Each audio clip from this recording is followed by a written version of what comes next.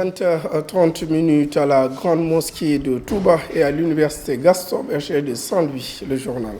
Au sommaire de cette édition, élection du Haut Conseil des collectivités territoriales de ce 4 septembre au Sénégal, les guerres de positionnement font rage dans les différents camps en cette période de campagne. Le rassemblement des religieux qui appelle donc à voter Benno Bokk Yakaar pour toutefois pour des élections apaisées. Vous aurez plus de détails au cours de ce journal. Éducation, les professeurs sortant de l'université Gaston Berger de Saint-Louis dénoncent avec la dernière énergie la discrimination dont ils font monstre en faveur de leurs collègues de la FASTEF, priorisés par le ministre du tutelle pour leur intégration dans la fonction publique. Face à la presse, donc ce matin au siège du CUSEMS, ces portages ne comptent pas baisser les bras. Vous aurez leurs différentes réactions au cours de ce journal. Comme tous les vendredis, nous ferons ce soir la connaissance de Sokhna Fati Diambake, la fille aînée de Serigne Touba Khadimou Rassoul, avant de boucler cette présente édition sur Touba TV, la télévision qui nous rassemble pour vous informer. Bonsoir et bienvenue. Nous démarrons donc cette édition par la commission du croissant lunaire dirigée donc par Ahmed Tidiane Thiam qui a déjà scruté le croissant lunaire pour fixer la date de la Tabaski ou de l'Aïd el-Kébir. Du côté également de Touba, la commission de la Grande Mosquée a déjà scruté le croissant lunaire et donc la lune a été aperçue ce vendredi soir à Touba. La Tabaski est prévue dans 10 jours, donc comme le veut la tradition. Nous allons du côté de Touba retrouver notre correspondant Mor Diokhane. Mor, bonsoir. Bonsoir Adjouma. Donc Touba a aperçu le croissant lunaire ce soir et la Tabaski est prévue pour ce lundi 12 septembre 2016. Quelles sont donc les réactions du côté de Touba? Effectivement, Adjouma, comme vous le disiez tantôt, demain, samedi, le 3 septembre, c'est le premier jour du mois de l'Aïd el-Kabir. Cette déclaration a été faite par la commission de la croissance lunaire à Touba. Une commission composée de chefs religieux comme Serigne Mohamedou Raphaël Mbacké, Serigne Mamoun Bousso imam, Serigne Saliou Sylla imam Serigne Abdou Diop, d'autres dignitaires. Comme vous le savez, aujourd'hui c'est le 29e jour du mois de Shawwal. À pareille période, la commission de la croissance lunaire se rassemble à la Grande Mosquée après la prière de 19h. Par instruction du chef général des Mourides. Mais après la concertation, le porte-parole, en l'occurrence imam Serigne Abdou Diop, déclare que par instruction du chef général des Mourides, le chef général des Mourides, Serigne Sidi Mokhtar Mbacké, a confirmé que c'est le samedi, c'est demain donc le premier jour du mois de l'Aïd el-Kabir, comme je vous le disais tantôt. Donc l'information principale qu'on peut retenir à Djuma, comme vous le disiez tantôt, c'est le lundi 12 septembre 2016 qui est la date de la Tabaski 2016. Merci donc à vous, Mor Diokhane, depuis la capitale du mouridisme. C'est bien entendu, la Tabaski sera célébrée donc ce lundi 12 septembre, d'après donc cet observatoire donc de ce croissant lunaire qui a été aperçu ce soir du côté de la Grande Mosquée de Touba. Nous parlons autre chose avec le Haut Conseil des collectivités territoriales, qui est une institution qui permet au président de la République Macky Sall de conduire à terme et avec succès la décentralisation des politiques publiques. Cette institution n'est pas donc n'est pas du moins une chambre législative, mais plutôt une assemblée qui doit donner des avis donc au niveau du Sénégal. Ce sont les propos du président de l'Assemblée nationale, Moustapha Niasse, qui a animé une conférence publique avec le Haut Conseil des collectivités territoriales et la problématique du développement territorial au niveau du Sénégal. Un autre mouvement, le Rassemblement des familles religieuses du Sénégal, a aussi tenu un point de presse pour parler de l'actualité politique du pays. Ils ont par ailleurs demandé à Ousmane Sonko d'avoir plus de retenue, mais aussi de faire très attention en ce qui concerne donc l'élection du Haut Conseil des collectivités territoriales. Donc le rassemblement se dit est prêt à voter pour la liste du président, donc la liste Benno Bokk Yakaar, tout en réclamant sa part du gâteau. Nous dit Bakary Bodian qui portait leur parole. Il est au micro de Souleymane Ba et Abdourahmane Ndoye. Et dans sa position de haut fonctionnaire, il y a une déontologie. Et cette déontologie, il l'a enfreint. Et la conséquence est qu'il a été traduit en conseil de discipline. Et le président qui s'applique la loi, parce qu'en fait, quand il a fallu qu'il revienne sur sa position de vouloir réduire son mandat, la loi lui a astreint de ne pas le faire, il se l'est appliqué. Donc, il n'était pas question pour lui d'aller autrement par rapport à la loi. Eh bien, la loi a voulu que M. Sonko soit radié de la fonction publique et cela a été. Donc, nous pensons que vraiment, en tant que fonctionnaire, haut fonctionnaire de l'État, la déontologie voudrait quand même avoir un certain recul, une certaine retenue par rapport à la chose publique. Comme le disait le coordonnateur, si tous les docteurs de ce pays se mettaient à mettre dans la rue ce qu'ils savent de leurs malades, où est-ce que nous en irions? L'autre élément qui est d'actualité, à savoir le Haut Conseil pour les collectivités territoriales. C'est une lutte que nous avons menée ensemble avec le président de la République pour que cela puisse être, parce qu'après notre rencontre, il nous a confié, comme le dit le coordonnateur, il nous a confié la feuille de route à faire par rapport au référendum. Nous avons lutté avec lui, nous l'avons accompagné jusqu'à aujourd'hui, ce Haut Conseil est mis en place. Ce que nous pouvons faire en tant que politique, en tant qu'ayant des représentants partout au Sénégal et hors du Sénégal, c'est de dire au moins que nos militants, nos amis, nos talibés puissent voter pour la liste de Benno Bokk Yakaar.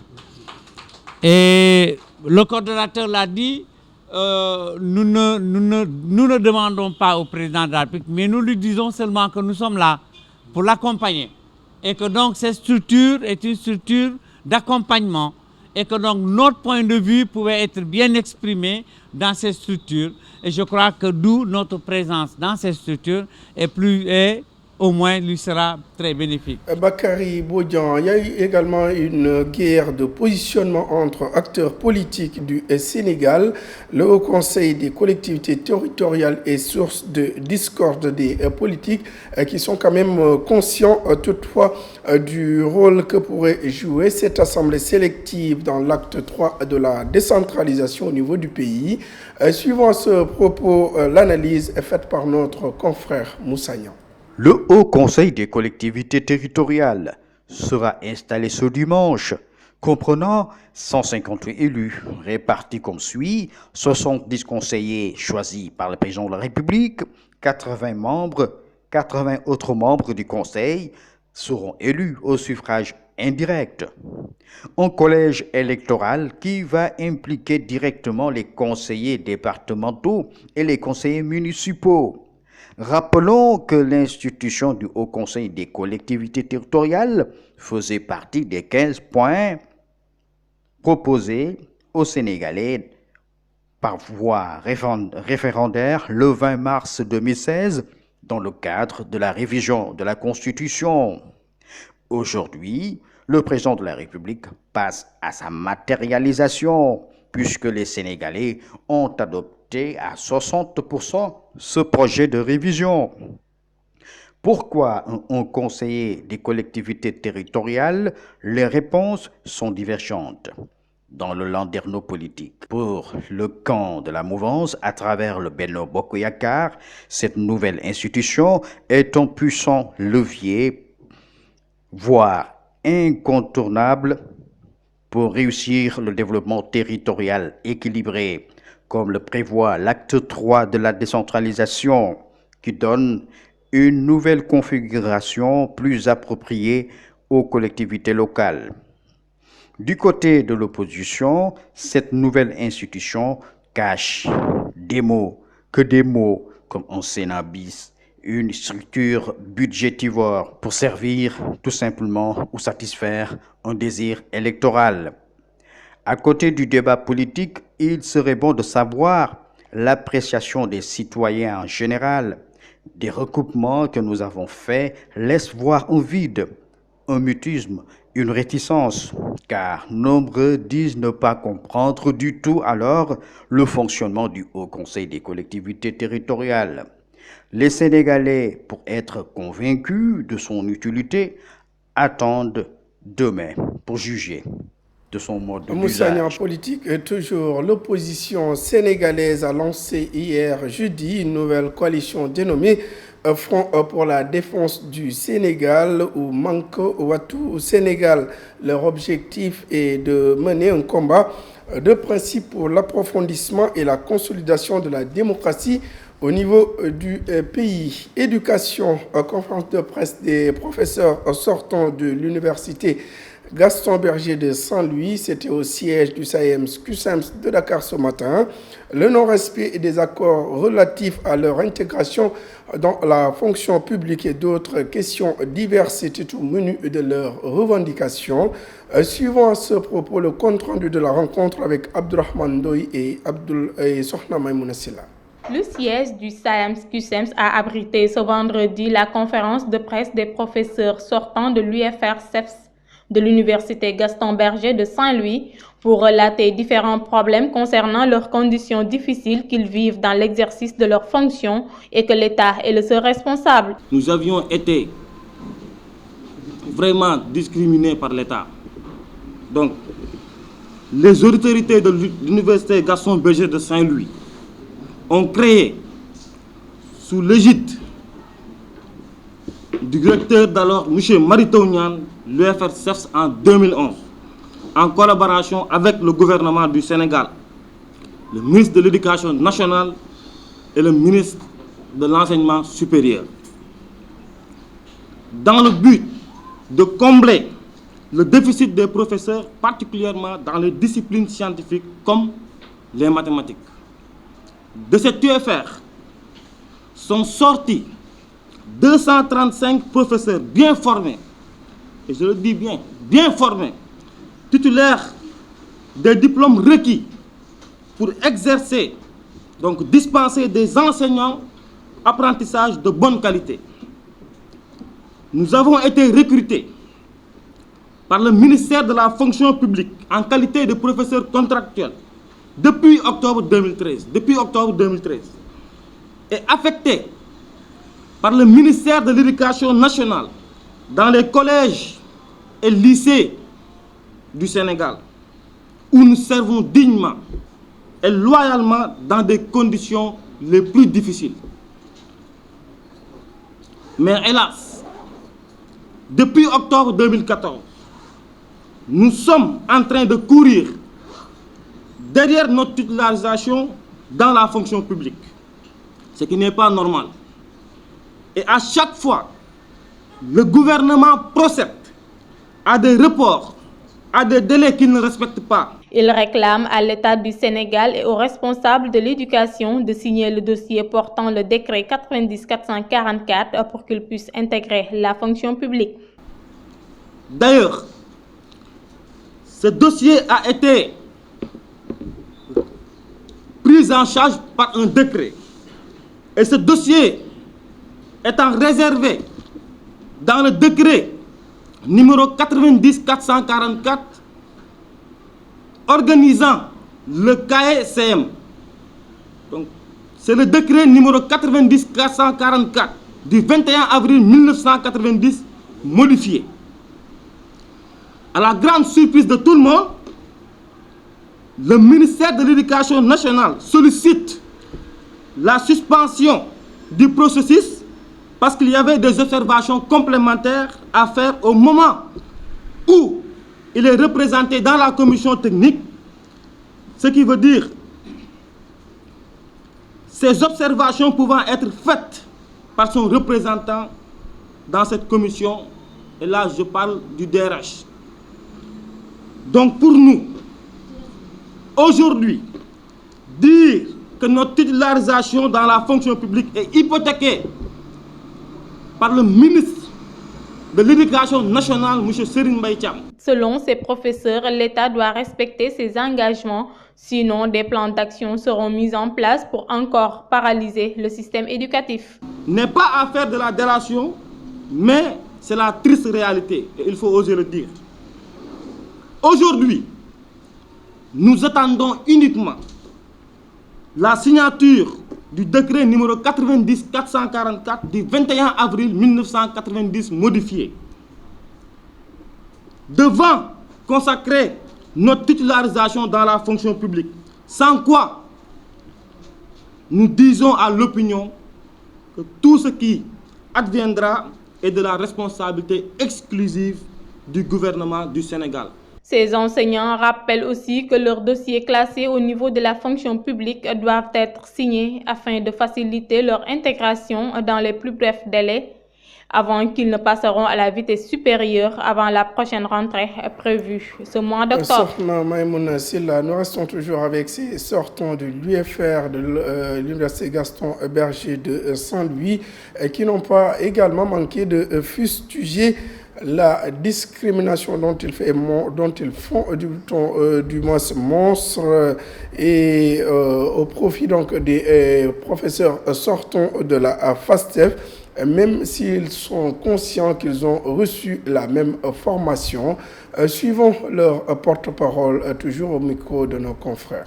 Monsieur Mary Teuw Niane, c'est lui qui a initié, c'est lui qui a créé la formation, c'est-à-dire l'UFR, Sciences de l'éducation, de la formation et du sport. Et lui-même, il disait autant, il était recteur, que cette UFR, c'est pour lui. Que cette UFR, c'est son UFR. Car il forme des enseignants comme lui. Donc aujourd'hui, il est devenu le ministre de l'enseignement supérieur. Donc il devrait porter le dossier, c'est-à-dire notre dossier, jusqu'à notre intégration. Mais jusqu'à présent, on n'arrive même pas à voir le ministre. Et on a tenté à multiples reprises, ce qui n'est pas normal. Donc aujourd'hui, nous disons à M. Mary Teuw Niane, ce n'est pas une menace. Donc nous le disons tout simplement que le décret doit être signé pour notre intégration. Car nous aussi, nous sommes des citoyens au Sénégal. Et aujourd'hui, on est dans un pays où on ne respecte pas les enseignants. Et l'enseignement est un métier noble. L'enseignement est un métier noble. Voilà. Et nous disons donc à M. Mary Teuw Niane que ce décret doit être signé pour qu'on puisse nous intégrer. El-Hadj Malick Seck donc porté la parole de ces sortants de l'UFR de Saint-Louis qui étaient face à la presse ce matin ici au siège du CUSEMS à Dakar. L'ambassadeur du Sénégal vivant donc aux États-Unis, Babacar Diagne, et la directrice des opérations de la Banque mondiale au niveau du Sénégal, Madame Louise Corte, ont signé 2 accords respectivement, un financement de projet régional d'amélioration des systèmes de surveillance des maladies en Afrique de l'Ouest, le REDIS, et le projet d'appui au secteur de l'électricité du Sénégal, le PASE. C'était donc une signature de convention entre ces 2 autorités. Direction Louga, 33 projets sur 100 ont été financés par l'ONG ABI et pour un montant global de 41 200 000 francs CFA. Ces financements effectués après une sélection sont destinés aux familles démunies, mais également aux handicapés de la région de Louga. Écoutons à ce propos le président de l'ONG ABI, Makhtar Fall. Il est interrogé par Mbacké Mbodj et Nabi Diouf. La cérémonie d'aujourd'hui, comme vous le voyez, c'est une cérémonie qui marque l'une des activités de l'association de bienfaisance islamique. vous savez que l'association des bienfaisances islamiques travaille sur plusieurs domaines, parmi lesquels le domaine de l'économie et de l'agriculture. Oui, parce que l'handicap n'est pas une fatalité. C'est la raison pour laquelle nous devons travailler davantage pour aider les handicapés, pour les permettre de vivre correctement comme les autres personnes. Hein? C'est la raison pour laquelle nous avons choisi quelques handicapés pour les financer. Le ministre de la Santé et de l'Action sociale, El Awa Marie Coll Seck, a remis à 164 infirmiers et sages-femmes d'État leur parchemin de diplôme. Ces agents de la santé ont été renforcés de leur capacité pendant 2 bonnes années et sont devenus maintenant opérationnels et seront donc, avant du moins leur déploiement, à travers le pays tout entier. Et suivons à ce propos le compte-rendu de la rencontre avec Abdul Khadir Ndiaye et Abdul Khadir Dia. Ils sont au nombre de 174 infirmiers d'État et sages-femmes qui ont reçu au mai du ministre de la Santé et de l'Action sociale leur diplôme d'État après 2 ans de formation. Cette formation entre dans le cadre de renforcement des capacités des infirmiers et des sages-femmes du Sénégal. Remettre des diplômes d'infirmiers d'État et de sages-femmes d'État à cette cible qui, jusqu'en 2009, était recrutée sur la base donc, du niveau donc, du BFM. Et avec ce diplôme-là, c'était donc avec 3 années de formation. Et au bout, ces personnes arrivaient à la hiérarchie B4.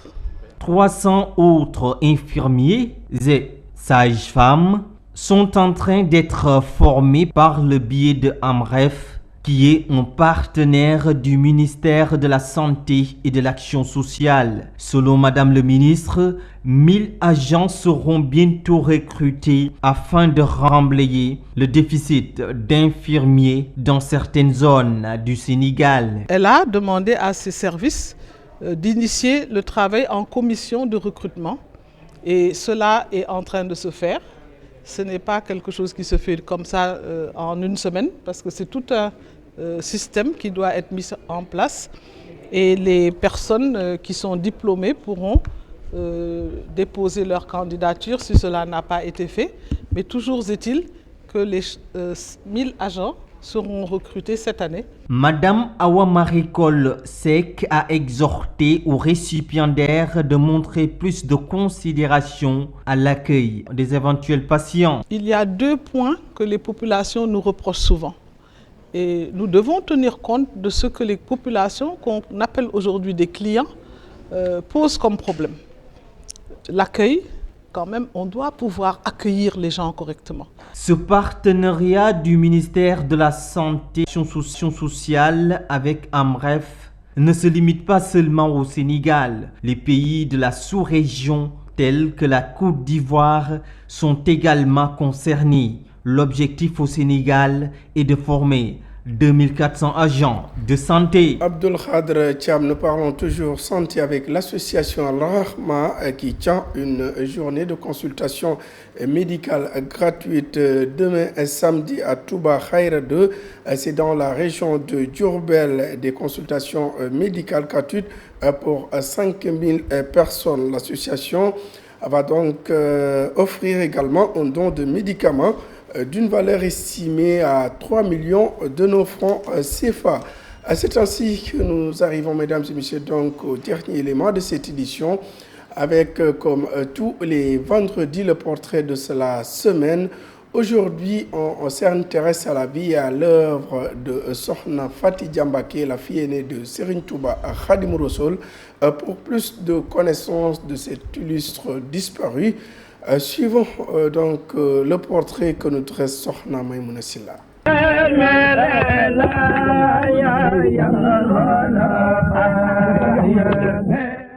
Une femme pieuse, très gentille avec un dénouement rigoureux sur le Saint-Coran et les enseignements de son vénéré père Cheikhul Khadim. De son vrai nom, Sokhna Fatimatou Dia Mbacké, plus connue sous le nom de Sokhna Fati Dia Mbacké, en souvenir à sa mère Sokhna Dia Touré, est l'aînée de l'honorable famille de Cheikhul Khadim. Née vers 1878 à Mbacké Kadior, elle est issue d'une famille pieuse, aussi bien de sa lignée paternelle que maternelle. Sa mère Sokhna Dia Touré est la fille de Mame Fati Balla Mbacké, fille de Mame Balla Aïssa Mbacké. Ainsi, elle partage avec Serigne Touba les mêmes ancêtres. C'est sous les auspices directs de son vénéré père qu'elle a appris le Saint-Coran et les sciences religieuses. Sokhna Fati Dia, toujours parallèle à la formation religieuse très solide qu'elle a reçue de Cheikhul Khadim, a vécu les durs moments de la formation des disciples de premières heures. En témoin oculaire, elle avait l'habitude de rappeler qu'à l'aube du mouridisme à Mbacké Kadior, que le cheikh faisait subir aux talibés des exercices spirituels intenses, leur permettant d'être sur la voie de la maîtrise de l'âme charnelle, de la passion du profane et de ce bas monde futile et périssable. C'est dans cette ferveur spirituelle que Sokhna Fati Dia a grandi. Elle fut rappelée à Dieu en 1969 à son domicile de Touba. Son mausolée se trouve dans les cimetières avec à ses côtés plusieurs de ses sœurs, les vertueuses filles de Cheikhul Khadim.